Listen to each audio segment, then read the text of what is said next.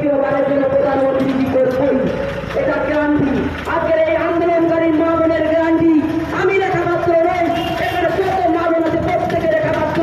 আজকে ভাই বাবারা দাঁড়িয়ে আছে, তার প্রত্যেকের রেখা মাত্র বাবা ভাই। তাই এখানে কথা দিয়ে যাচ্ছি, একটা কথা বলি, জানি আমাদের জিত হয়ে গেছে, তবুও যদি কিঞ্চিত পরিমাণে পিছিয়ে আসি, পিছিয়ে পড়ি, এই আন্দোলনের থেকে বলছি একটাকে ছাড়বো না, প্রত্যেককে উপযুক্ত শান্তি দেবো। যেভাবে মা বোনের উপর অত্যাচার করেছে, আজকের এই বসিরহাটের বাবাদের কষ্ট করে আজকের কাজ করে যাদের পারিশ্রমিক দেয়নি, টাকা চাইতে গেলে কোদালের গাছ দিয়ে মেরেছে, প্রত্যেকটা আঘাতের প্রতিশোধ দেবো, প্রত্যেকটা আঘাত ফিরিয়ে দেবো। আজকের ক্ষেত্রে আজকের প্রত্যেকের রক্ত হচ্ছে। তাই বলছি, এই কংগ্রেস এই বসিরহাটে যতগুলো অপরাধী আছে খুব সাবধান।